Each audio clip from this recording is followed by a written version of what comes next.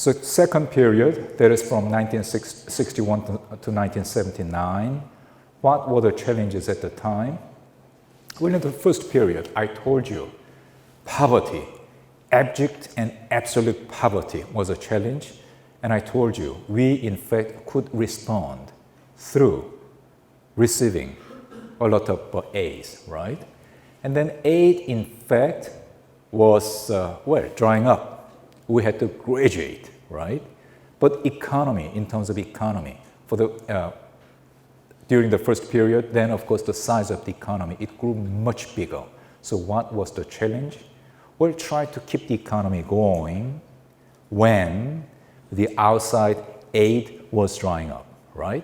So that was the challenge.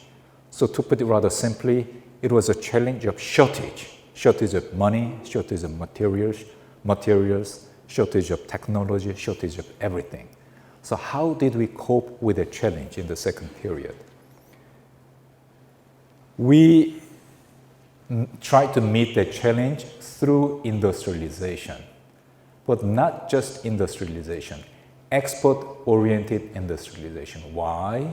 Because Korea, as I already told you, is a country poor in everything, poor in capital, poor in resources, and we had to import a lot of things. We had to import food, we had to import fuel, we had to import materials for our products. So the only way we could manage it was through earning foreign exchange, right? So in fact, it was an obvious and logical choice for Korean government at the time. Try to develop economy, industrialization through export-oriented industrialization. So what did we do? And then we had to do it in a relatively short period of time. So what did we do? We came up with 5-year economic plan, which started in 1962. And then in that 5-year economic plan, then we had very focused approach, very focused upon investment in POSCO, which is Pohang Steel Corporation. So in the previous period, then of course I told you about focused investment in plants for the production of cement and flat glass. But in the second period, then of course we in fact had to come up with another very important materials for industrialization, which is of course steel, right? And then oil refineries. We try to make very focused investment in oil refineries, as well as all those infrastructures, construction of road, construction of ports and bridges, etc., etc. So that was a very important part of first 5-year economic development plan. And as I told you, why did we all of that? We did it in order to, come up with export-oriented industrialization. And then we had to export. And then in order to export, we started with, in a sense, low technology products like textile, footwear, and agricultural products. But gradually, we began to move on to more technology-intensive products like electronics, chemical, shipbuilding, and automobile. And then there are many anecdotes that I could be sharing with you. But at the same time, I cannot go into all those anecdotes. So I will try to reserve it to some other time. Well, in doing so, then of course it was important for Korea. Before we do that, then I should be telling you about, I told you about first 5-year economic development plan, right? And I told you the whole focus of it was to how to promote export-oriented industrialization, right? So 2 years later, that was in 1964, we came up with another plan. That plan was comprehensive plan to promote export. And then there were many important ideas contained in the plan, one of which was providing preferential treatment for export industries for financing and taxation. So export industries, they in fact enjoyed preferential treatment in taxation and financing. And then I don't know how much understanding you have about business world, and then talk to any businessman. and talk to them, how can I help you? And then they will say, help me with financing, help me with taxation. So that, in fact, is a very important element for any businessman anywhere in the whole world. So at the time, our idea was how to promote export industries, right?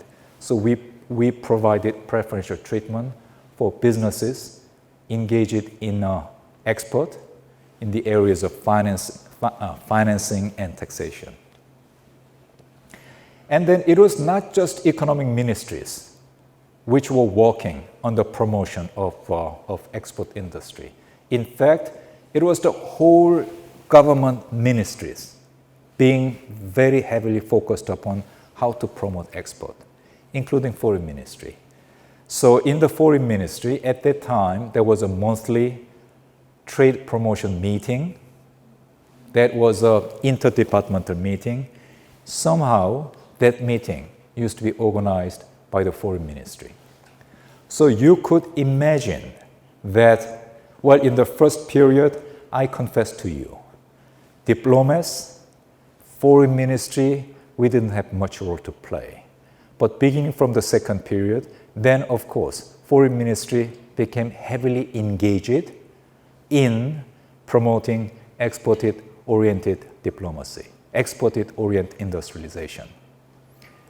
In order to do it, then of course, we in fact arranged it to accede to GATT, that is General Agreement on Trade and Tariffs. Are you familiar with GATT? Do we have GATT today? So GATT is gone. It has been replaced by what?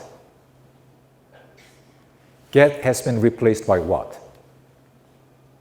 In 1995. WTO, of course. WTO, right? And then Korea joined GATT in 1967. What was the meaning of 1967? I told you, the first economic plan, when was it started? Which year was it started? 1962, right? 1967, that in fact was the year when we started second five-year economic development plan.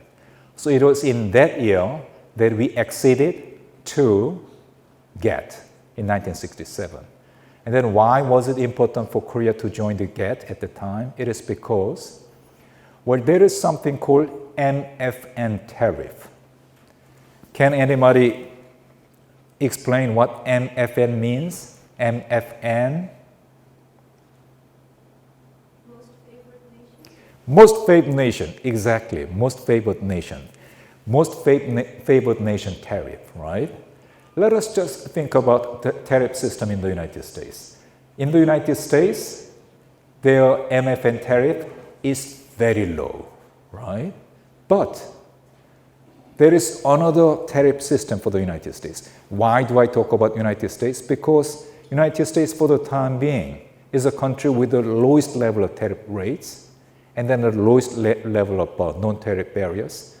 Even in the United States, they have non-MFN tariff, which in fact is very high, 20%, 30%. It is only when United States provides MFN tariff, which is mostly below 5%, that you can export to the US market. How do we enjoy MFN tariff? The only way through which you can enjoy MFN tariff is by joining GATT. So when Korea wanted to industrialize through export promotion industries, then of course it was quintessential for Korea to be joining GATT in 1967. So, well, it was a very logical choice for Korea to be joining the GATT, but at the same time, in order to join GATT, then there are certain conditions to be met. And usually there is long process of negotiation to come up with conditions for particular country to be joining the GATT. And Korea joined GATT in 1967, and those conditions for Korea, I have to tell you, it was very, very lenient. Even if we could enjoy MFN tariffs by joining GATT, then the price we had to pay in order to join GATT, it was very low. So much so, let us just tell you about something called tariff binding. Tariff binding means, well, in order to join GATT, then you have to bind your tariffs. And there is something called tariff lines. Tariff lines means all different kinds of classification of products you import. Usually it is in thousands, 6,000, 7,000. Korea, how many tariff lines did we bind at the time? We bound 60 items. 60 items. We could join GATT through binding only 60 items. What it means is it was 1% of the tariff lines. So Korea could join and enjoy all the benefit as a member of GATT by binding only 1% of tariff lines. Why did Korea enjoy such positive treatment, favorable treatment? Why GATT members were so lenient about Korean accession to the GATT? Could anybody guess? Because Korea was still a very poor country. And at the GATT, as well as at WTO, there is a concept called SND.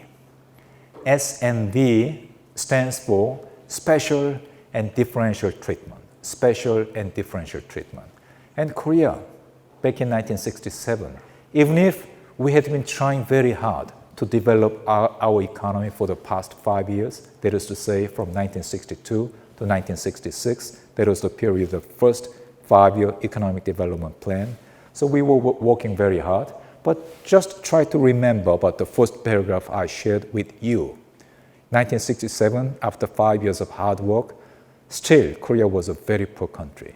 So other GATT members, they were generous enough to say, well, Korea, welcome, you can come and join the GATT, but we wouldn't charge you too much. You will get a special treatment, right? Which was, we could join GATT by binding only 1% of our tariff lines. And we joined GATT towards the end of something called Kennedy Round. What Kennedy Round means is, look at history of GATT. I don't know how many of you took a course with the international trade course. Look at the history of GATT. What happened was tariff reduction during the period of GATT. In fact, it was done through different rounds of reductions. And then in 1960s, of course, John F. Kennedy was the president. And during that period of time, 1963, John F. Kennedy was elected as president in 1963. And among one of the things he did was he started another GATT round of serious, significant, important reduction of tariffs. That round was called as Kennedy Round in honor of John F. Kennedy. And then it was completed at the end of early 1967. So it was during that period of time that Korea joined GATT. Next round in GATT, there was something called Tokyo Round, which in fact was held towards the end of 1970s, 1979. By that time, Korea bound its tariffs to the tune of 10%. And the subsequent round was something called Uruguay Round. And Uruguay Round, how much do they bind? 90%. So that's how Korea, in fact, became more active in international trading community. We became member of GATT by binding only 1% of our import lines, right? 10 years later, we bound 10%. And then another 10 years, we bound 90%. That, I think, was in a sense, logical choice, but at the same time, in fact, was a huge contribution. It made a huge contribution for promoting Korea's industry and economy. Another important agreement, international agreement Korea joined at the time, it was something called MFA, Multi-Fiber Arrangement. Has anybody heard about multi-fiber arrangement, which was concluded in 1974? Textile was a very interesting area of trade. back in 1960s and 1970s in the sense that, well, the overall arrangement of GATT, it was free trade. And then it was discouraging non-tariff barriers, and it was encouraging tariffs to be reduced. That was the whole GATT efforts, right? Reduce your tariffs and reduce your non-tariff barriers. That was the whole idea about GATT activities, and there were certain exceptions. One exception was agricultural products. Another exception was textile. In textile, even if use of quota, and use of quota is one very typical type of non-tariff barriers, use of quota was frowned upon. It was discouraged overall. But in textile trade, quota was used rather widely. So what GATT members agreed upon was, well, let us just bring it into the open. In fact, quota system had been being used under the table, so let us just bring it into the sunlight. So that, in fact, was the whole idea of MFA system. And again, textile, this is something I already told you. Even if I said, well, the whole idea in the second period was how to promote Korean industries through export-oriented industries. Very important export item for Korea at the time was textile, right? And in order to do it efficiently, then of course we had to join MFA. And during 1970s, most important bread and butter issue for trade negotiators, Korean trade negotiators, was to negotiate textile quotas. And how did it become possible for Korea to join the multi-fiber arrangement back in 1974? Well, it was possible because Korea had joined GATT back in 1967. So there was another very important arrangement that Korea joined at the time. How important was textile sector for Korea at the time? Even by 1985, I already told you, when we were looking at the first graph, I already told you. In 1986, there was well, in a sense, inflection point in Korean economic growth. So up until that time, Korean economy was growing linearly. 1986, it began its exponential growth. Even by that time, that is to say 1985, 1986, 23% of Korea's total export was still in the textile sector. So textile was a very important sector for Korea. And then, well, fortunately, Korea could join the MFA arrangement in 1974. Well, one of the reasons being because by the time Korea was already a member of GATT. So that's for the second period. And your turn. Questions and comments.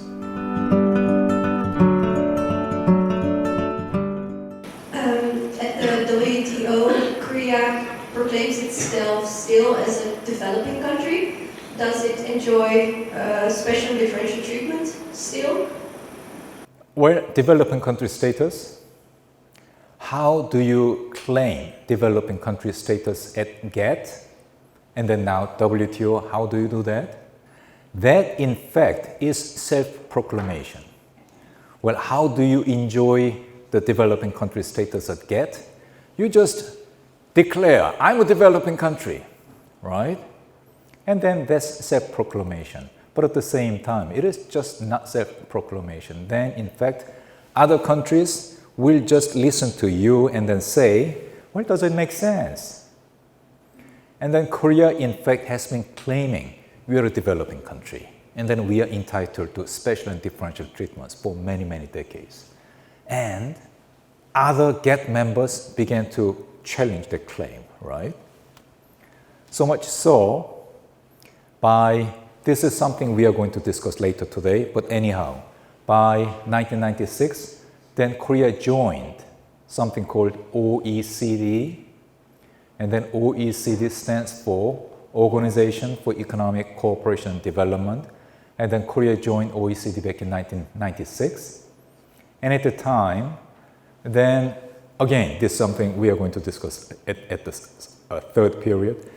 Korea, in fact, had to undergo examinations in 11 different OECD committees. One of the committees was Trade Committee. And I was there.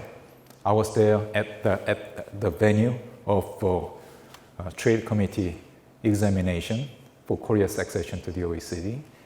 That issue, Korea's developing country status issue, that in fact emerged as a most important issue for Korean accession to the OECD in the context of the Trade Committee. So what Korea said at the time was this: okay, the current round at the gate was Uruguay round.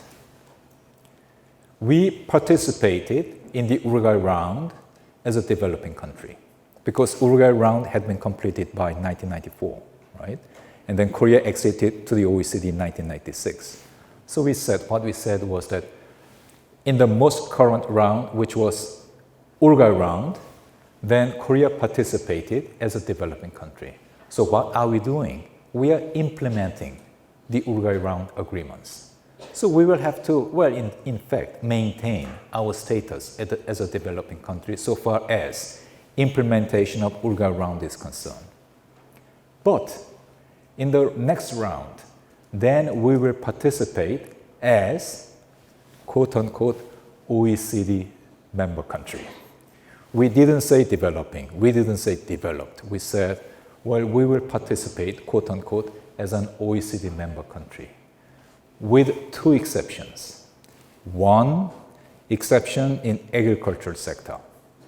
Second, exception with respect to emission obligations. That is to say, greenhouse gas emission obligations.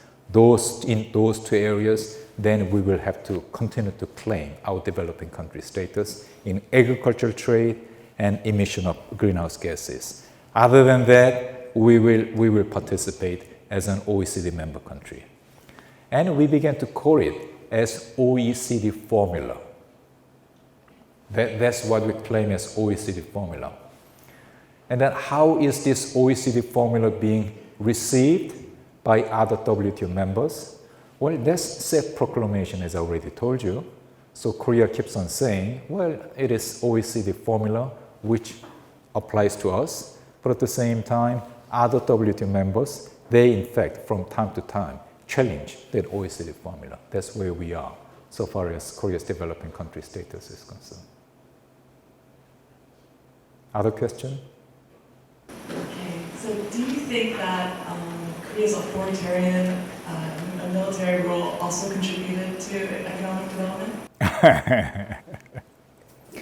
Well, very sharp question. I really enjoy it. What does military, or let me just use authoritarian rule rather than military rule, because, well, Korea is a republic, and then as a matter of fact, well, by constitution, of course, it cannot be military rule, right? So what our friend meant by military rule would be this, which is that, well, of course, there was a coup d'etat, and then through coup d'etat, then there were military generals who came to power through military coup d'etats, and then they, in fact, the kind of, the political system that they maintained at the time was an authoritarian system, right? And then how did authoritarian system, what was its impact upon Korea's economic development? And then the short answer would be, well, certain advantages and disadvantages at the time. Well, when economy is growing at the initial stage, then in a sense, certain guidelines, strong guidelines could be helpful. But at the same time, that strong guideline, in fact, could interfere with the market, how the market should be working, right? So I think both, well, advantages and disadvantages, and that in fact is not just Korean problem. I think it is a problem with any developing country trying to develop its economy in a fast and effective manner. So I think this interface between the political system and economic efficiency, that in fact would be a global question. And I think I really appreciate that question because Korea is often cited as an example of fast economic development, but at the same time, I think there is another aspect of Korean development as a nation which in fact is worth more attention. That in fact is the interface between political system and economic development. So what in fact we should be remembering is, well, today we are talking about economic growth of Korea, right? But at the same time, hand in hand with economic development, there was another very important aspect of Korea's development as a nation, which was political development. And then if you, well, in fact, look into Korea's political development a little more closely, then you will come across with an expression which is 87 arrangement. 87 arrangement. If you talk to Korean friends, ask them, what do you mean by 87 arrangement? What we mean by 87 arrangement is there was constitutional amendment, very important constitutional arrangement in 1987. And then one of the things which happened was, well, up until that time, it was two-term, four-year presidency. Because of that constitutional reform in 1987, then it changed it into single-term, five-year presidency. So that, in fact, is one of the changes, conspicuous changes, which was achieved through the constitutional amendment in 1987. But at the same time, that's just on the surface. If you look deeper into the undercurrent of Korean political system, in fact, that was the occasion when large measure of political freedom was introduced into Korean political system. So that, in fact, that interface between political system and economic development, I think somehow that in fact is a homework. Any nation engaged and involved in fast-paced economic development, I think there is a homework for any nation, any system engaged in it, and then somehow that transition, that is to say, transition from authoritarian government system to fully participatory political system, somehow it was done in Korea in 1987. And 1987, let us just think about the meaning of 1987. I keep on coming back to 1986, right? The first paragraph, let me remind you about the first paragraph. Korean economic growth, linear growth up until 1987, and beginning is exponential growth beginning from 1986. I think all of them are interrelated, right? It is not just economic phenomenon, it's a political phenomenon as well, right? So all of them are interrelated, and that's the reason why I really appreciate that question. Well, I was advised that there should be a break, and I think this may be the appropriate time for break, right? It's easy to break. It's more difficult to get together. But let us hope that we will get back to the classroom sharp at 10:25. Can you do that? Right. We will get back to this class sharp at 10:25. Thank you. So I would like to ask questions on the second period from 1961 to 1979. And my first question would be about the financial dependency of South Korea on the US. And because I think that still in this period, the US provided South Korea with financial aid to build up their economy. And during this time, the Cold War was in its most intense period with the Cuba crisis and the Vietnam War and the Soviet Union and the US competing on who would conquer the space pretty much. And I would like to know in which way all these events infected the financial aid that South Korea got from the US and how it influenced the economic development of South Korea. Well, you just defined it as financial aid, but at the same time, I think there are two different concepts in the sense that, well, up until 1960, there were grants coming from United States to Korea. And then when I talk about grant, then of course that's something you get, and then there is no requirement for you to pay it back. But we were graduating from that grant early enough. By 1960, then of course we were graduating from that free grants.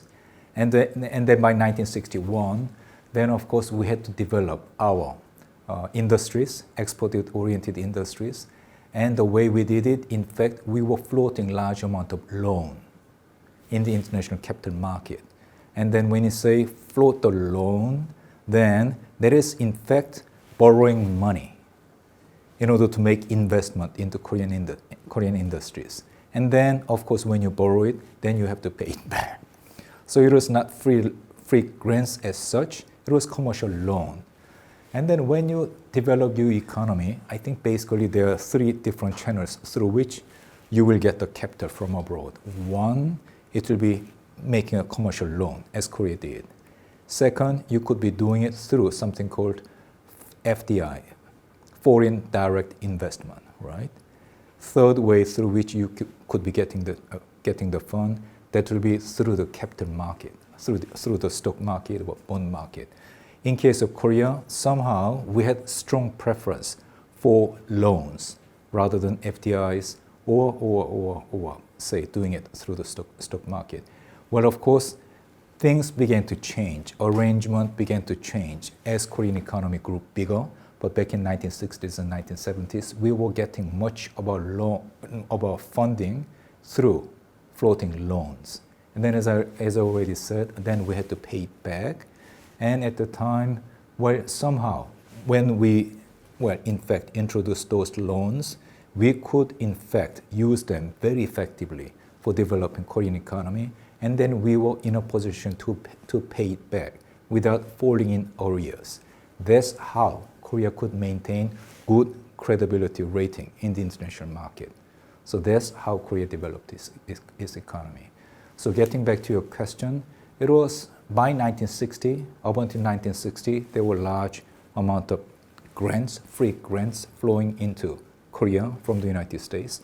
But by 1961, when Korea was in fact introducing this 5-year economic plan like 1962, we introduced 5-year economic plan. By that time, we were graduating from those free grants, and then we were more depending upon loans from abroad. And then of course, there were certain international, say, financial institutions like World Bank or Asia Development Bank. Then of course, they played an important role, but even then, they were loans rather than grants. And then we could, in fact, pay back those loans and then try to maintain a good credit rating. So I am from Germany, and during the 1950s to 1970s, we asked for nurses and industrial workers from South Korea to come to Germany and support our hospitals and the coal industry. And I would like to know how the German-South Korean economic bilateral ties developed during that time, and how in the very first place this whole offer came up.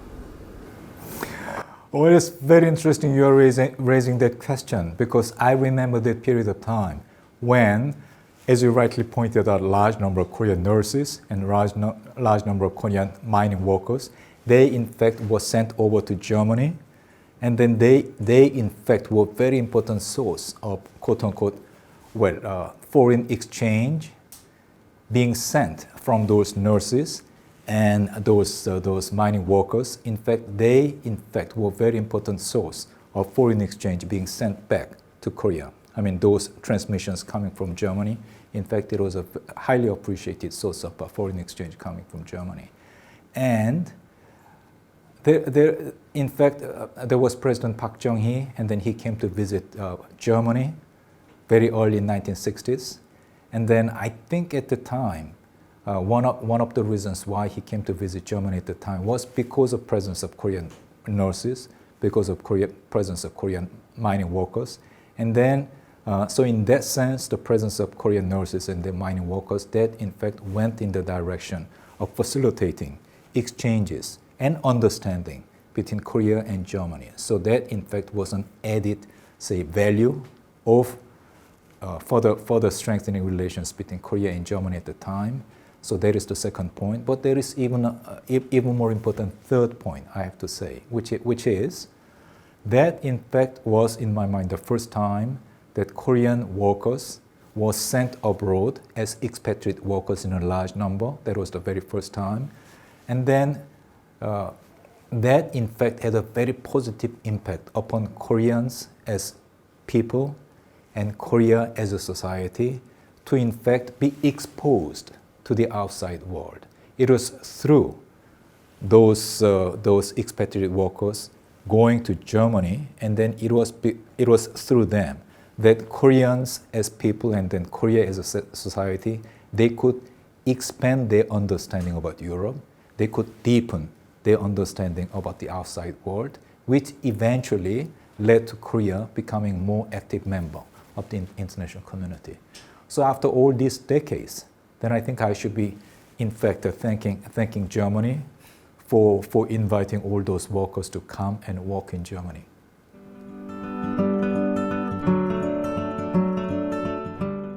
Okay, I thank you for the answer. I have one last question.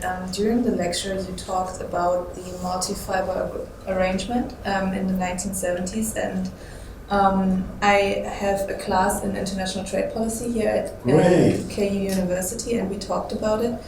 And during the lecture, we actually learned that the multi-fiber arrangement was to protect especially the European textile industry from Asian imports. And so how did South Korea handle this this arrangement? Because it was more supposed to suppress the Korean industry than support it. So how did Korea handle that? You're absolutely right in the sense that the whole idea of MFA, it was to protect textile workers and textile industry in Western Europe as well as in North America. So that in fact was one of the motivation.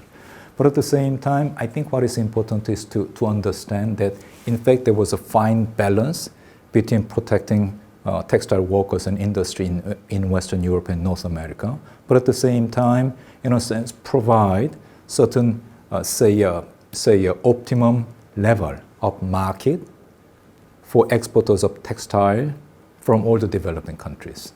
So, as I told you during the lecture, then at that time, one of the main areas where much quote-unquote trade negotiation was taking place was to negotiate the quota, the size of the quota for each of the exporters and each of the importers. So that in fact was a very important negotiation taking place at that time for trade in textile and clothing.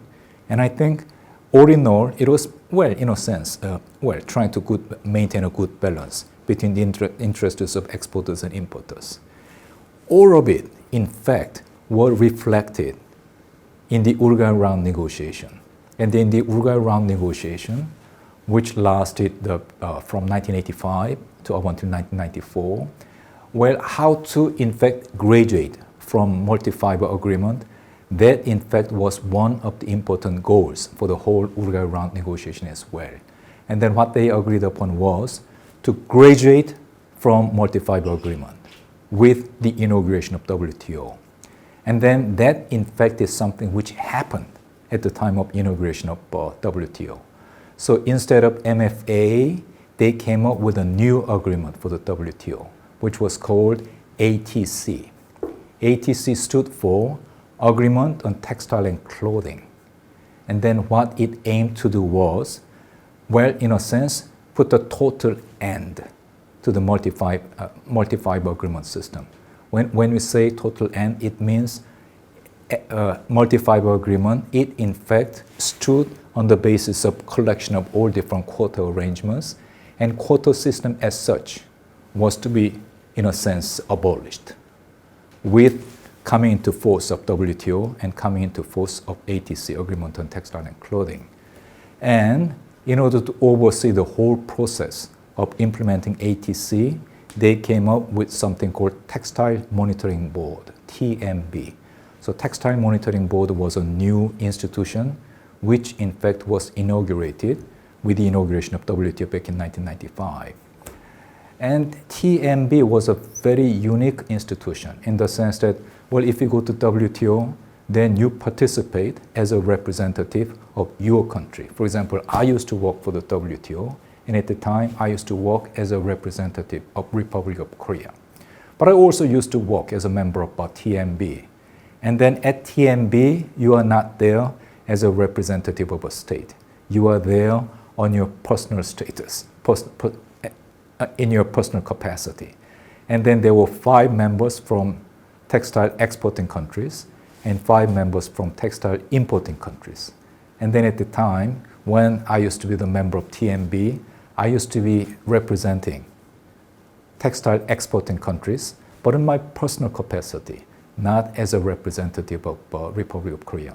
So that, in fact, used to be a very unique institution. And then somehow, that institution was there for 10 years.